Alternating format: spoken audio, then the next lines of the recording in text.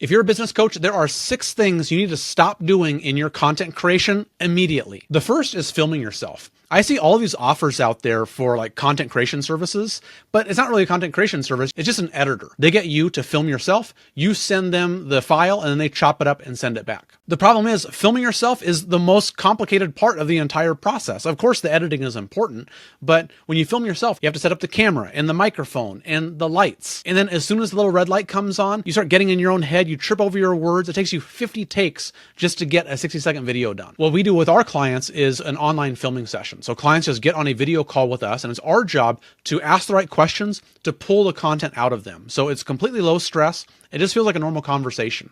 We ask questions, they show up and talk. They don't have to memorize lines or rehearse scripts. They just get into flow. And we ask questions that kind of dig down deeper into like the real core of their message. We try to find that little thread and we pull on it until we find the gold. It leads to way better content, and it's so much easier and more fun for our clients. The second thing you need to stop doing is only posting reels. So many people are still so focused on the Alex Hormozi style content that that's all they do. They just post reels every single day with the cool captions. And there was a period where that really worked because all of the platforms were competing with TikTok. So they were rewarding everyone for publishing video content.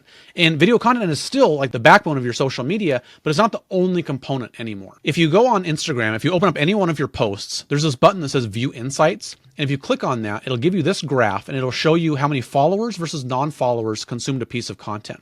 We compile all of that data in a spreadsheet for our clients. When we do our filming sessions, we'll sort by most views and we'll figure out what were the top 5 posts for followers and for non-followers. And then we ask ourselves, why did that perform so well? And how can we dig down deeper into those same subjects or even just say the same things, but in new, fresh ways? And the interesting thing is we repurpose all of the videos for our clients. So we'll take a transcript of every video and then we rewrite that into a story, a tweet, a carousel, a quote image, a long piece of text with an image along with it. And those pieces of content almost always do better for our existing audience. So we use reels to attract new followers and then the repurposed stuff to heat up our existing followers. So you can't just do reels, you have to have both. If you want to learn more about those repurposed styles, there's a video link down below that shows some of the styles that we create. And there's another video too about how we create content ecosystems, about how those different kinds of content fit together. So check out those links below. Now, the third thing that business coaches need to stop doing is not tracking analytics. I know there's a lot of double negatives there. This is so much analytical information that the social media platforms give us. Most people don't take advantage of this whatsoever. Once they post, they're done. They never go back and look at anything. But if the social media platforms go through the trouble of giving us all of this data, we'd be crazy not to take advantage of it. So you have to track the numbers, double down on what's working, and cut what doesn't. The fourth thing business coaches need to stop doing is ignoring YouTube. So a lot of people are hesitant to start YouTube for a couple reasons. One, filming 60-second reels takes a ton of time. Like I said before, it might take you 50 takes just to get a 60-second video done. So people think, well, if it's a 10-minute YouTube video, that's going to be a gargantuan task. With our clients, we use the exact same process where we come up with the ideas and the outlines and the scripts, and we just ask questions to draw the content out of our clients. So once again, for them, it just feels like a normal conversation. So it's super low stress, low commitment. It's really easy to create high quality video content for them.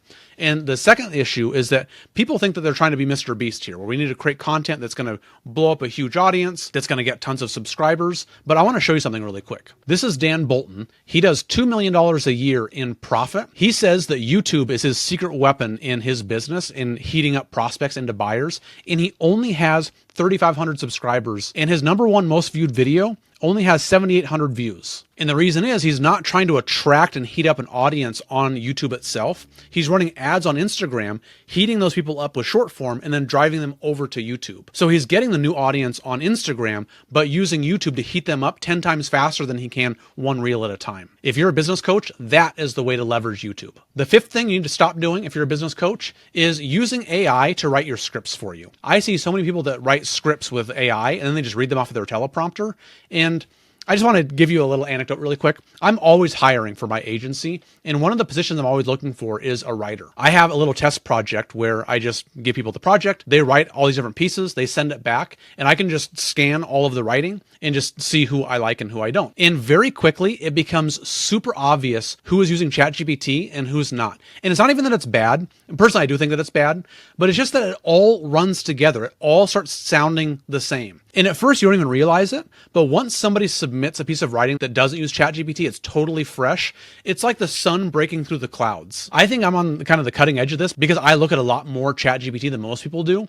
I think it's going to become this way for everybody. Pretty soon, it's going to be super obvious who's using it, and real, honest creativity is going to become such a premium. So if you have a message that's worth listening to and you need people to know, like, and trust you, do not use ChatGPT. You have to harness your own voice, your own creativity, and it will be a breath of fresh air amongst a sea of people who are only using ChatGPT to create all of their scripts. Now, the sixth thing you need to stop doing if you're a business coach is following strict frameworks.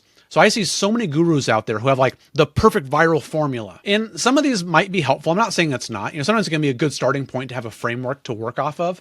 But I think it's pretty obvious that there's not one framework, one formula, one outline that can guarantee that everyone who uses it is going to go viral. Really, there's just testing. You need to create a ton of content, see what works, double down on what does work, and then cut what doesn't.